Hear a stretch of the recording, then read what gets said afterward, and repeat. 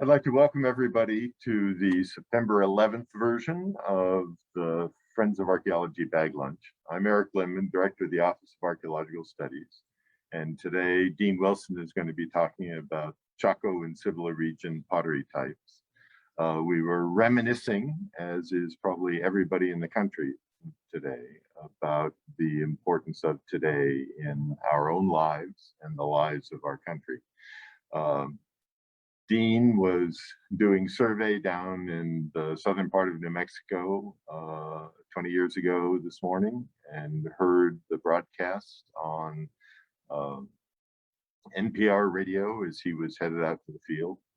I was here in Santa Fe listening to exactly the same broadcast as I got ready for work and headed into the office. Jennifer, who is handling all of the electronics behind the scene here, was at the College of Santa Fe and helped put together basically the audio visual television version of events for the campus dwellers on the College of Santa Fe campus at the time. If there's anything that we should take away from all of this, it's really the importance of cultural context and the importance of history in our lives and the way it shapes our lives. But in an attempt to have some small semblance of normalcy, we'll enjoy Dean's perspective on Chaco and Cibola region pottery types. And with that, I will disappear and allow Dean to unmask.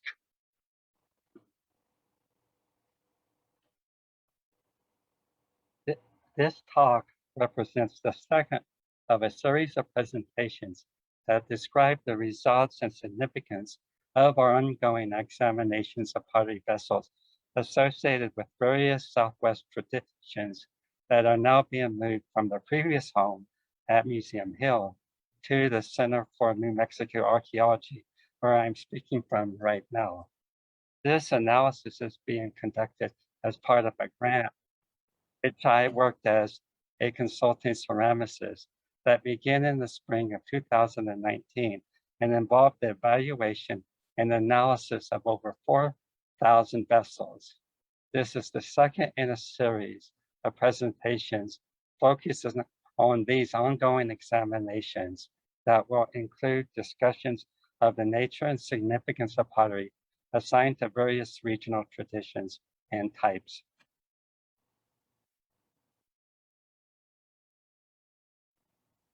Following a break associated with social distancing due to the pandemic, we began again working on this project this spring, continuing to record similar information for each vessel that included associated ceramic tradition, wear, type, and observations related to associated project and area of recovery of that vessel, tradition, completeness, vessel form, surface characteristic, paste, and temper characteristics when possible, as well as observations relating to wear patterns and stylistic characteristics. Observations made during this project provided an opportunity to examine trends reflected by large collections of vessels recovered from contexts across New Mexico and elsewhere in New Mexico.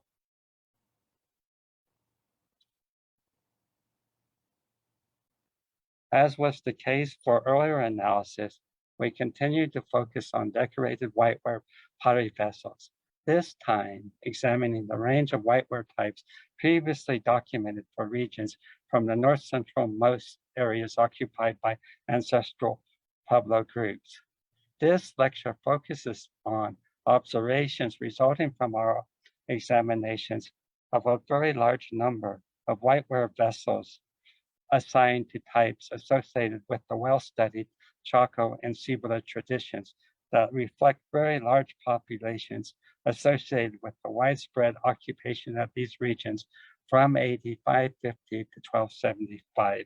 Subsequent analysis and observations associated with these projects will continue to describe pottery reflecting a large range of forms, including gray and brown utility wares and decorated white and red wares, with cultural areas and traditions distributed across New Mexico and surrounding areas of the Southwest.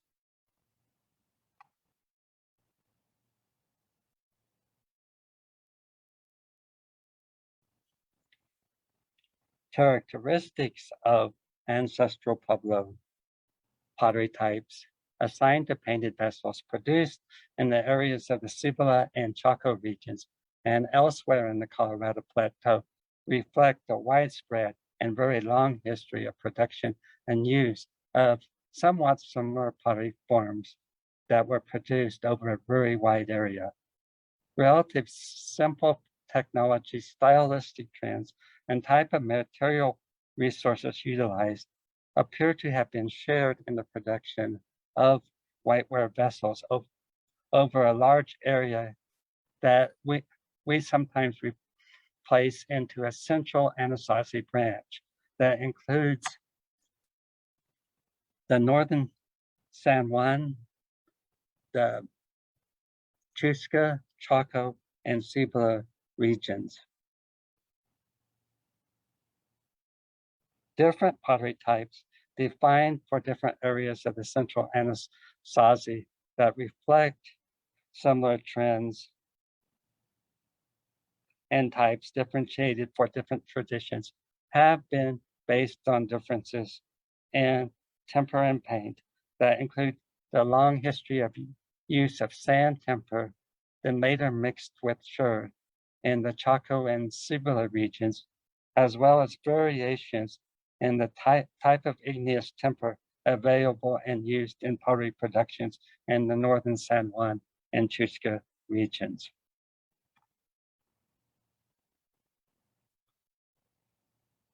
Clues about the nature and reasons for the long-term production of similar gray and whiteware across the Chaco Cibola region and elsewhere in the Colorado Plateau are provided through examinations of locally available material resource as well as through pottery replication and firing experience, as reflected here by samples collected by and firings conducted by Eric Glimmen, who you just heard from for the introduction.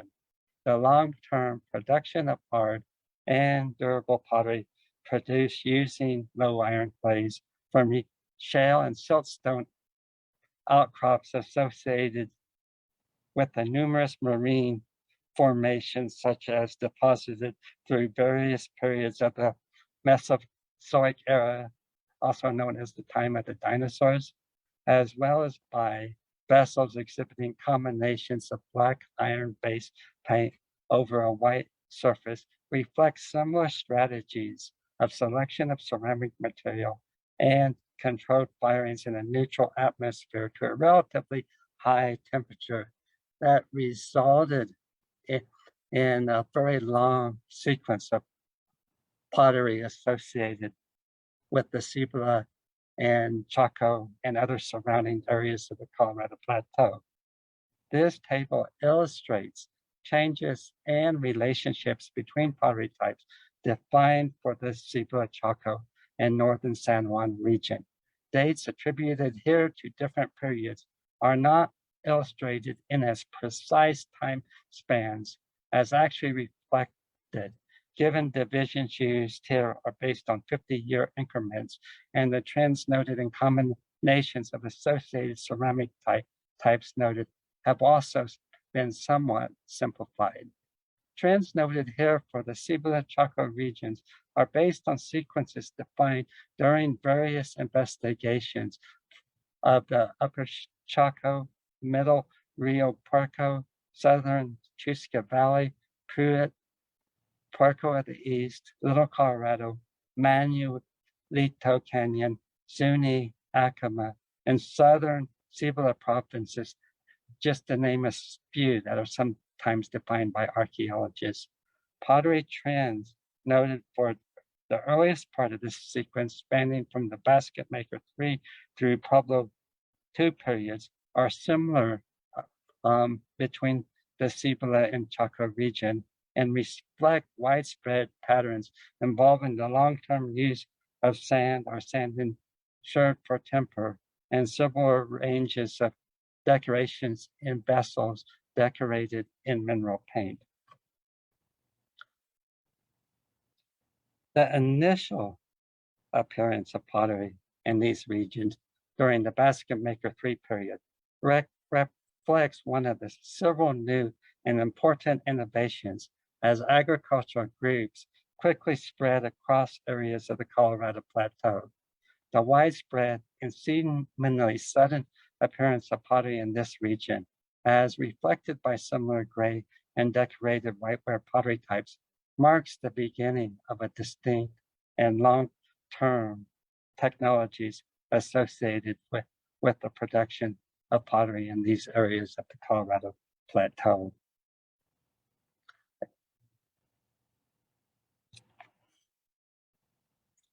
La Plata Black, White, and similar Basket Maker 3 types seem to appear very suddenly across the Colorado Plateau by the late 6th century, although the whiteware seemed to have developed from early forms with much more limited temporal and spatial distribution, such as Tohatchi red on brown, whose production immediately predates the technology associated with the production of the first gray and whiteware forms. Examples of similar pottery reflecting types indicative of production in different regions during the Basket Maker 3 period that are usually only differentiated by paint, pigment, and temper types are illustrated here. The vessel on the top row represents the pot of black and white produced in the Cibola and Chaco area, and it is differentiated by usually a large sand temper and a mineral paint. The one in the middle would be defined as lino black on gray or black on white, and also displays sand temper, but is decorated with an organic pigment indicative of production in the Tucson region. The vessels on the bottom are decorated with mineral paint, but display crushed igneous, often andesite or diorite temper indicative of the production in the northern San Juan region to the north. The plot of black and white differs from contemporaneous plain gray ware vessels classified as lino gray solely by the presence of decorations in mineral paint and a different range of vessel forms. As is the case for other Basket Maker 3 whiteware types, most La Plata black and white vessels consist of unpolished or slightly polished bowls, many of which exhibit a red-colored fugitive red slip on the exterior surface.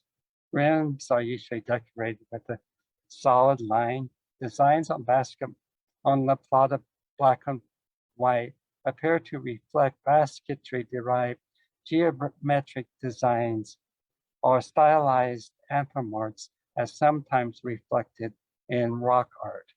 These motifs commonly consist of simple and isolated pendants that were either free-floating or derived from the rim that seems to often be organized around broad, unpainted spaces. Design motifs include thin lines, solid or open triangles, ticks, flags, dots, or basketry stitch designs that are sometimes Z and I shaped.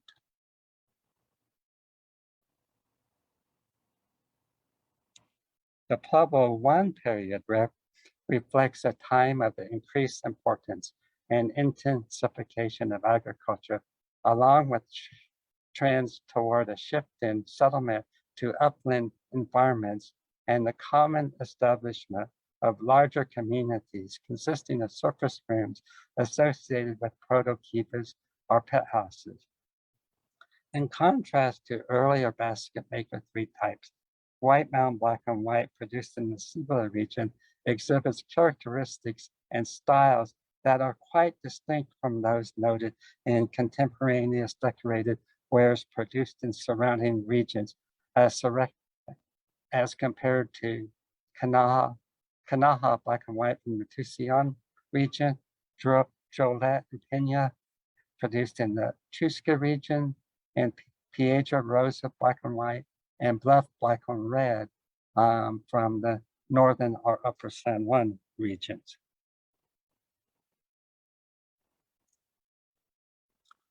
While white mound occurs in assemblages dating to the Pueblo period alongside plain and neck-banded grayware types, context dating to the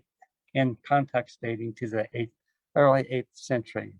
Surfaces of most examples assigned to this type are not slip and are often unpolished or slightly smooth. Bowls represent the most common form, although pitchers, dippers, and narrow mouth jars occur.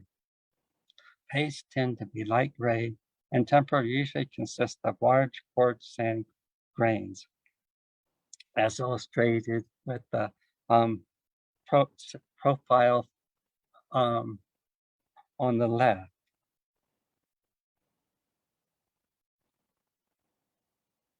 Given the similarities, as is the case for other iron-based pigment, the paint rests and covers the surface and exhibits distinct relief. Given the similarities of temper paint and basic design motifs between La Plata and white mound black and white, many of the examples encountered during our analysis of sherds belonging to both types, but not large enough to exhibit nuances and overall orientation of style, are often simply assigned by archaeologists to a basket maker 3P1 black and white undifferentiated group. Design elements include thin to medium parallel, perpendicular, or chevron lines, which are often unembellished but may be ticked and arranged in simple bands just below the rim. Designs are often made of narrow lines, usually without elaboration, although some may have connected ticks or flags. Both connecting triangles and chevron lines may form designs covering much of the vessel, including simple bands. This type exhibits bolder treatments and more complex designs than La Plata black and white. Many of the examples from the collections examined during the present study appear to be collections from the Cibola region in the White Mound and Upper Puerto areas along the New Mexico and Arizona border. Quitulana black and white appears to date to the Pueblo 1 to Pueblo 2 transition and is commonly associated with neck-banded gray wares. Examples assigned to this type appear to reflect vessels that exhibit designs oriented around thin parallel lines like that noted in white mound black and white, and simple segmented layouts that appear to foreshadow red mesa black and white. The great majority of examples of vessels that have been previously assigned to Quitulana black and white noted during this study were from collections in the Puerto Valley, and types based on similar combinations of styles and conventions have not been defined for other regional traditions, leading some to question its validity as a distinct and useful type. Although similarities to styles associated with Kanaha black and white of the Tucson tradition have been noted.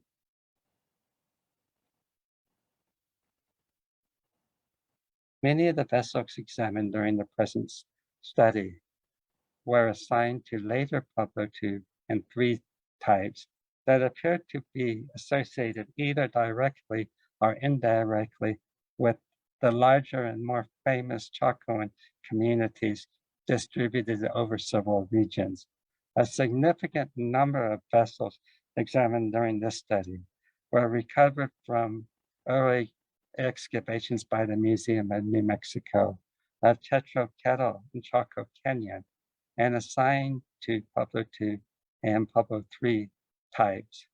Pottery from this and other collections from sites in the Chaco or Cibola region examined during this study reflect both characteristics, especially with the P2 types associated with a continuum of pottery form long produced in these regions, as well for the Pueblo III period, later influences from the northern San Juan region to the north. Red Mesa black and white is commonly associated with changing combinations of neck-banded and corrugated gray ware types. It represents one of the first Chaco white ware types that commonly exhibit characteristics that one may see in later Pueblo II and Pueblo III period types that include well-polished and slick surfaces, the common use of short temper, and the production of a wide range of forms that include bowls, boyas, dippers, and seed jars. Pottery characterized as red mesa black and white reflects a very distinct and extremely widespread development that can refer to pottery exhibiting similar characteristics that are found in components dating mostly to the 10th century across regions of the ancestral Pueblo world that include the northern and middle Rio Grande regions, areas of the Mogollon Highlands, and the Jornada Mogollon region. The full nature, origin, and spread of pottery classified as red mesa black and white is still not fully understood, but appears to indicate new and important connections across much of the ancestral Pueblo world by early Pueblo II groups at sites dating mostly to the early 10th century. Red mesa black and white commonly occurs in the earliest components at Chacoan great houses that are thought to reflect the beginning of developments associated with the Chaco system. Types defined by differences in paint type and temper that are contemporaneous with red mesa black and white produced in surrounding regions include black mesa black and white defined for the Tucson region, Cortez black and white for the northern San Juan tradition, and Newcomb and Lustre as defined for the Chusca tradition. Designs noted in red mesa include multiple parallel lines, sometimes embellished with triangles and ticked lines, ribbons, checkerboard patterns, widely spaced hatchers, squiggle hatchers, scallop or tick designs, where several elements often occur together in complex and segmented patterns. Red mesa black and white often displays distinct motifs combined to produce repeating design combinations in banded, border, or all over layouts. Repeating designs are often organized in evenly spaced design patterns that are sometimes separated by space or parallel lines, producing a distinct, precisely executed, and well-organized patterns of intricate design combinations.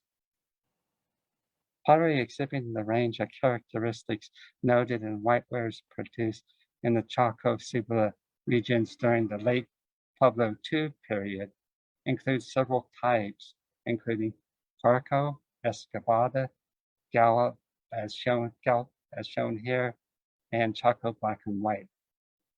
These types continue to exhibit the range of temper, surface finish, and vessel forms previously noted for red Mesa black and white, types defined for similarly decorated pottery produced in other regions of the Pueblo world during this period are commonly lumped into single types, so that Mancus black and white produced in the northern San Juan region, as well as Quahi black and white that was produced in the northern Rio Grande region, while they reflect similar ranges of types, are all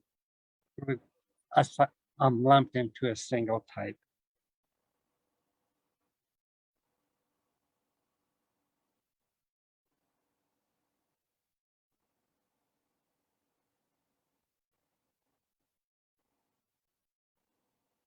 Decorations on Chaco region types produced during the late Pueblo II period often exhibit thin and sometimes chalky slibs and a streaky polish. A range of other types have sometimes been previously defined based on variation in surface treatment, design execution, and paste noted in potteries in some of the areas of the Chaco and Cibola regions. And while these types are seldom used today, we did encounter a range of unusual types when we did this analysis. And what we did was we attempted to include any information relating to these types, to other types within this database.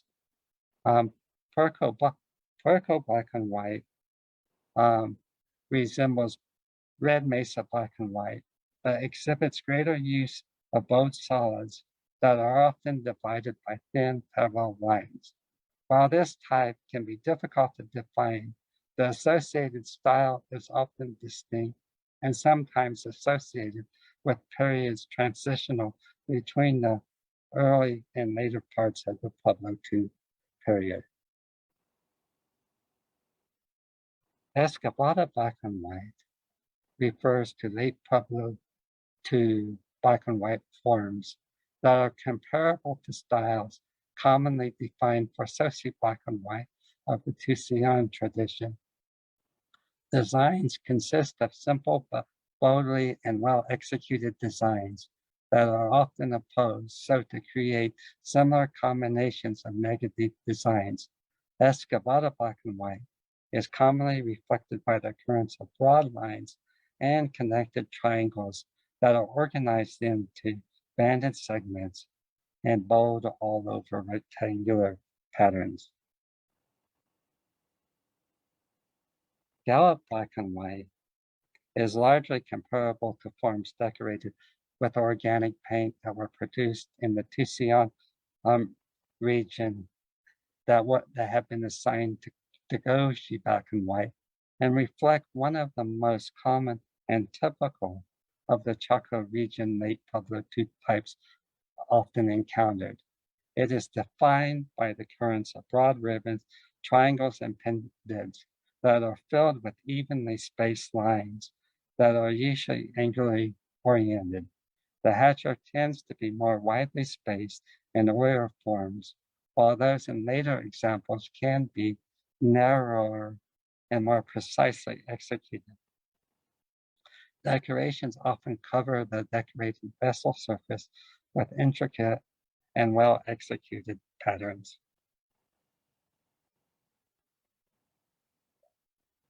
Chaco black and white, like Gallop black and white, is defined by the presence of hatcher designs.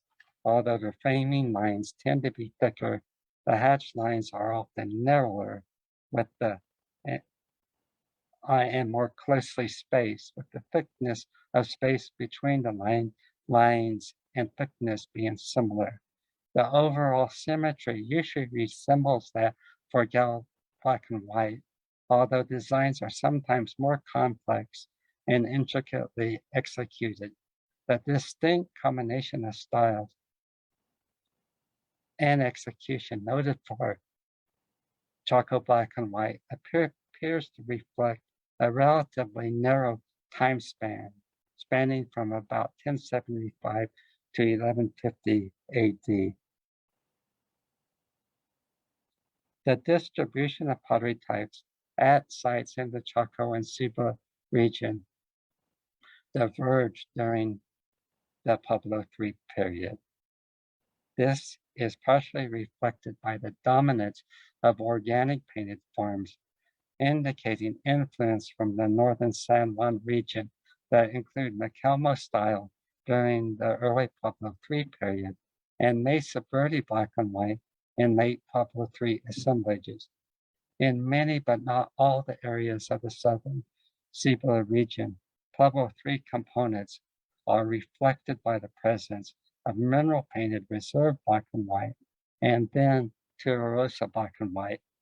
Distribution of these pottery types appears to have been complex as sites containing either Mesa Verde or Tularosa black and white, characteristic of the late Pueblo III period, are sometimes distributed sporadically across different culture areas and localities of the ancestral Pueblo world and appear to reflect realignments or migrations associated with the abandonment of huge areas covering several regions at the end of the 13th century.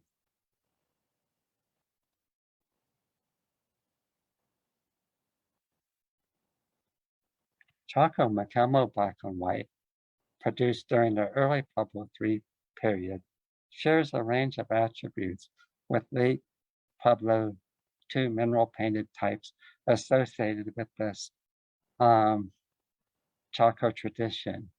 As the name implies, this type reflects the continuation of use of clay, temper slips, and forms earlier employed in Chaco area, as well as the adoption of organic paint and styles resembling those noted for Macalmo black and white produced in the northern San Juan region to the north. Bowls and jars may exhibit a short band or segment of white clay slop just below the region of the unpainted surface on the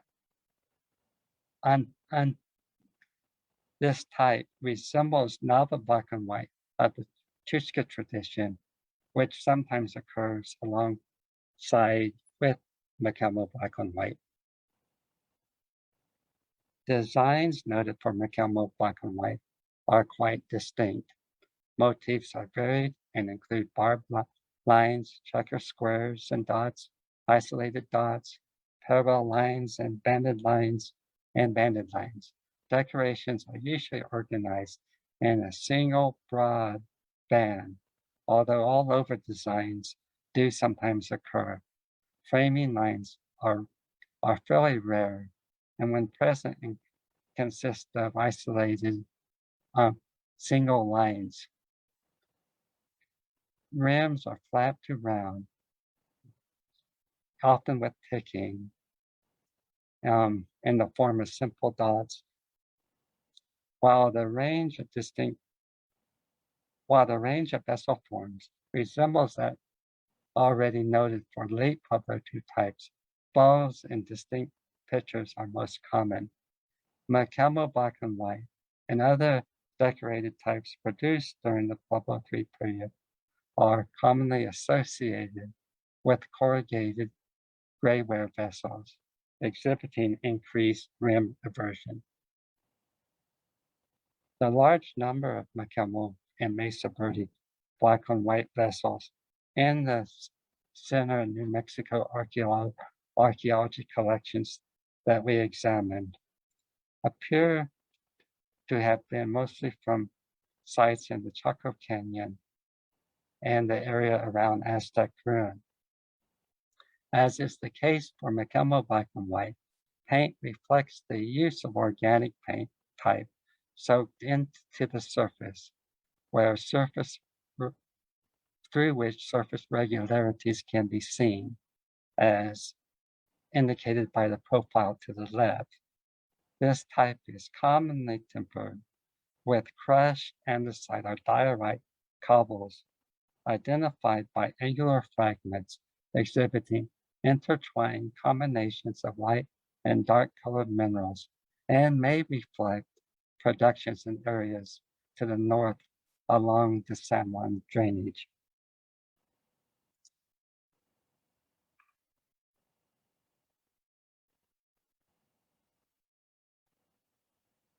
Mesa Verde Black and white vessels tend to be relatively thick and are overwhelmingly represented by large bows, with the remaining examples mostly consisting of mugs, kivas, jars, and dippers.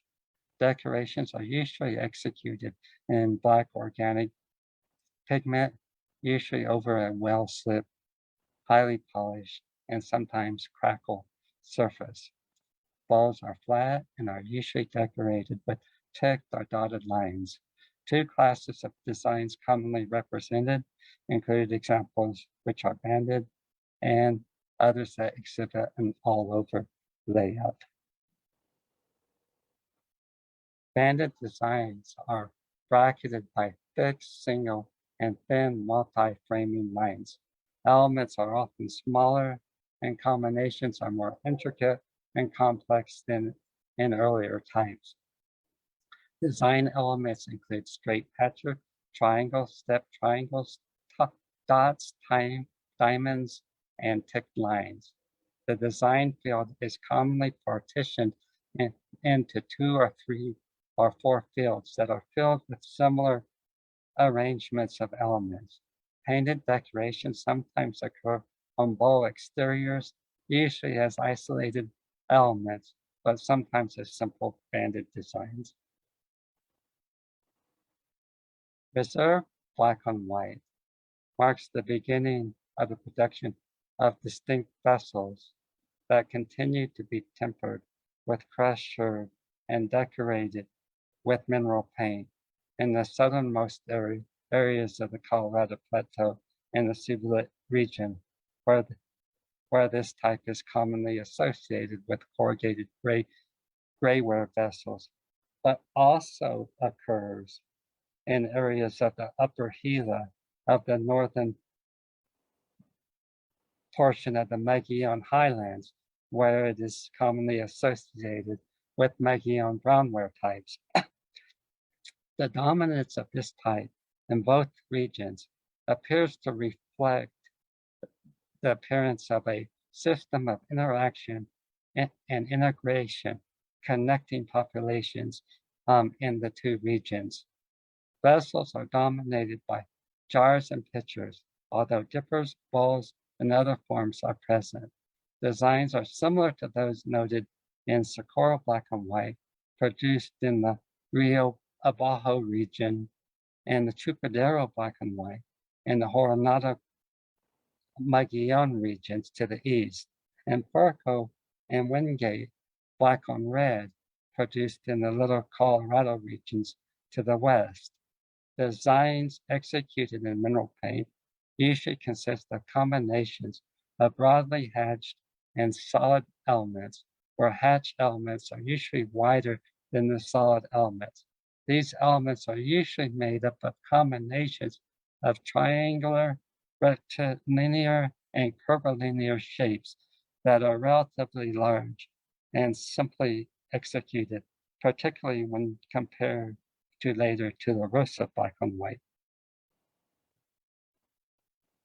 Pottery vessels assigned to the Rosa black and white associated with Pueblo III occupations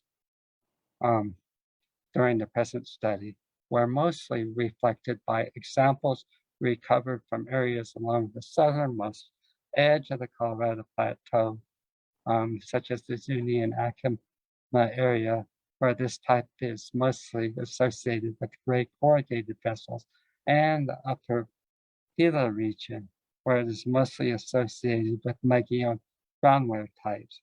This seems to indicate the continuation of close ties between groups in these two regions. Surfaces are commonly decorated with a thick mineral paint over a slick and well-polished surface. Most of the vessels examined during the present study represent relatively small and squat jars with relatively narrow openings, while other forms noted include larger ollas, pitchers, dippers, effigy forms, and bowls. Design styles in Tularosa Black and White are similar to those noted on St. John's polychrome, produced in the Little Colorado region.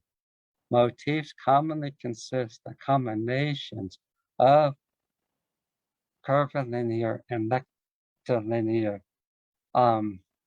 opposed solid and hatched motifs. Design elements tend to be small and precisely executed and are often tightly packed with much less open space than earlier types, so that the negative designs are actually often the focus of attention. Design elements include pendants, triangles, step triangles, curvilinear lines, and barbed lines, and squared or diamond shapes. Solid elements tend to be smaller than opposing hatched elements. Hatching consists of closely spaced lines that often exhibit horizontal or longitudinal direction. Designs tend to cover much of the total vessel surface than earlier types, often creating striking effects. An interesting question that derives from looking at pottery in the Colorado Plateau concerns connections that may be reflected by Chaco and Cibola whitewares, and with between earlier ancestral groups and historically documented and occupied Pueblo villages. Tularosa Black and White appears to foreshadow and often closely resemble the technologies and styles associated with historic whitewares produced in the Zuni and Western Keras provinces that include the villages of Acoma and Laguna.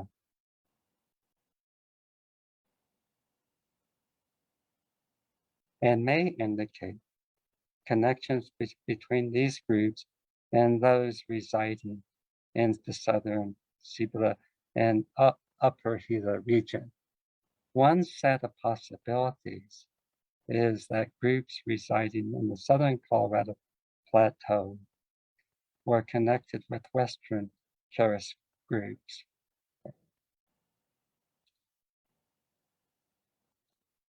Another, such as Acoma and Laguna, another possibility is that Zuni, which represents a linguistic isolate, developed out of groups in areas along the upper Gila. Another issue is whether the boundary between Tularosa and Black and White, which is sometimes sharp and sometimes very fuzzy, reflects a cultural division between ancestral Keras and North and Tewa groups, who are thought by some to have migrated into the Tewa Basin. While based on analysis that I've done in the northern Rio Grande, I somewhat suspect a mostly local origin for Tewa groups in the northern Rio Grande, although the connections seem to be complex and are still difficult to interpret and understand, and will be discussed in later lectures as part of this series. In summary, our examinations of trends noted for whiteware pottery vessels produced in the Cibola Chaco regions provide much of the basis for the dating and interpretations of trends associated with the long period of occupation of the Colorado Plateau by ancestral Pueblo groups. Many of the trends noted appear to reflect a combination of local innovations and widespread distributions of norms that long existed on how to make, fire, decorate, and use pottery vessels. The long-term recipes involving vessels associated with these regions allow potters to produce hard and durable vessels exhibiting a white surface covered with a black mineral iron-based paint, and in some cases organic during the later periods in areas to the north. The technology and conventions allowing for the long sequence of production of vessels reflected by Cibola Chaco whiteware types began during the Basket Maker III period, along with the production of the first grayware vessels, and evolved over time, and includes the use of low iron clays and slips, firing at high temperatures in a controlled atmosphere. Changes in surface treatment and design styles, in some cases a shift toward organic pigment during later periods, provides the basis for the recognition of pottery types whose identification, characterization, and dating provide for the documentation of various patterns and trends relating to technologies and interactions of ancestral Pueblo groups through time. Okay, that's it. Yeah, I'm done now, and so I will take some questions if anybody has any, or comments, or critiques.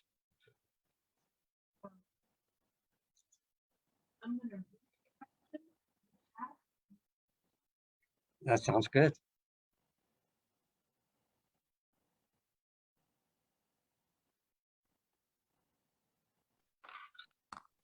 We have a question in the chat.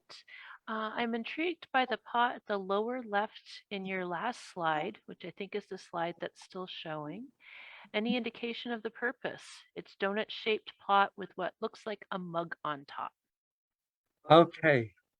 Well, the technical name that I've given this vessel is a duck and donut vessel form, in that it represents a stylistic bird shape. And this is a shape that, interestingly, we see during the entire sequence from the Basket Maker 3 to the end. Now, that by the Pueblo 2 period, this form becomes much more stylized. And the fact that a lot of us don't see ducks all the time, and in this part of, for those of us who live in the Four Corners country, yeah, it pops up a lot. It's kind of like the same, might indicate a certain association with water and the importance of water.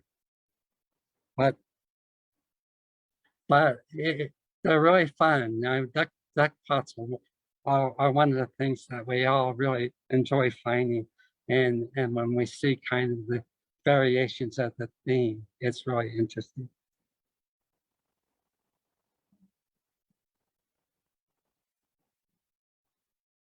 All right. We have a question from the Facebook page.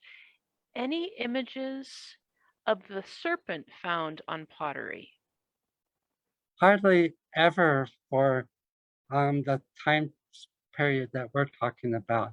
In some other areas and later in sort of in the Eastern Pueblo world, but I can't think, I mean, unless you like interpret serpents very, very broadly, like the presence of squiggle lines or stuff, I can't think of a lot of clear examples like you would see in other other sorts of material culture are during the more recent Pueblo period. We have another question from the Zoom. Hi, Dean. Nice presentation. How are you dealing with pots without any provenance in the collections?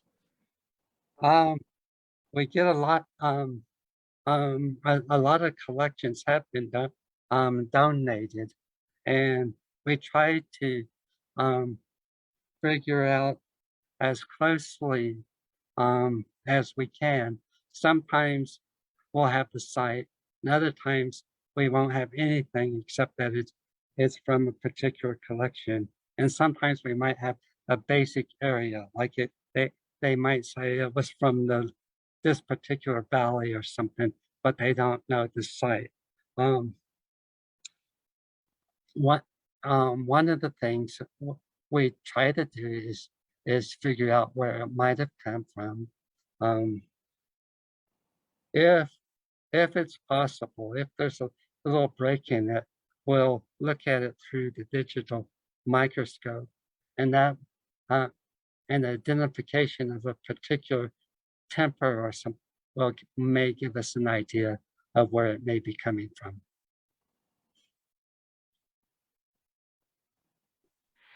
We have another question from the Zoom. The reserve style includes some elements that remind me of Casas Grandes macaw designs. Any connection between the two? Yeah, in a sense, what we're seeing is a style that is increasingly associated with the south, southern parts of the ancestral Pueblo area that include the southern Colorado Plateau and the northern Maguian. What is interesting is that the reserve is part of an extremely wide style that includes Socorro black and white and Chupadero black and white, so that this style is getting actually quite far to the south. So there could possibly be some types of connections. I will really, that's a really good observation. And sometime in the distant future, if we get a chance to look at Casas Grandes pottery, I'll keep that in mind.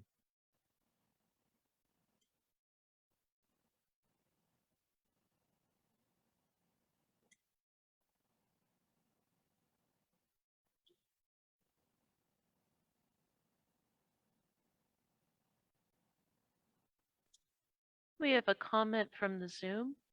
The duck on, I'm going to mispronounce this, or pot, I'm sorry, Dono vessels are present. No, it's a pun I made. I called it the duck and donut. Thank you.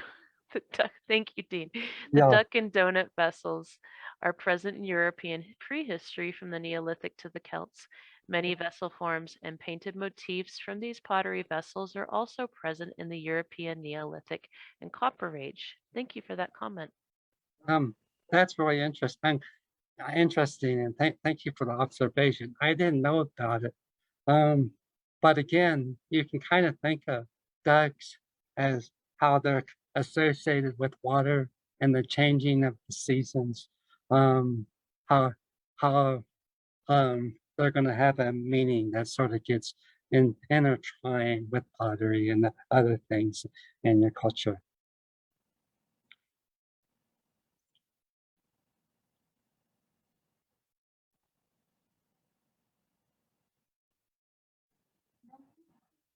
Yes, if you have any questions, go ahead and you can include them in the comments of the Center of New Mexico Archaeology Facebook or the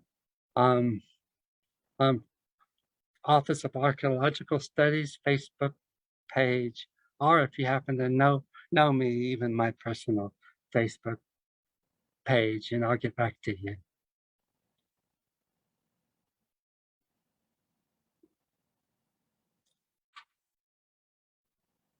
All right, thank you very much.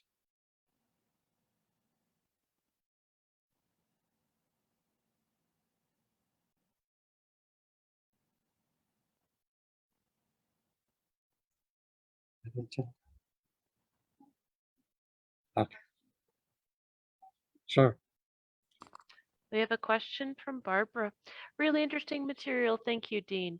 My question, have you or are you planning to compare decorative styles of these earlier ceramic decorative styles with those used by more contemporary Pueblo potters? Um, to an extent, we will. Um, um, the samples that we're, the collections that we're going to be examining include stuff covering a, will ultimately include stuff covering a long period. I don't know if it's if we probably won't be looking at the contemporary, but we will look at stuff well into the historic periods. So I suspect as we move into different areas, we will be looking at stuff probably as late as the 19th century. And and it will be fun to be able to compare this stuff.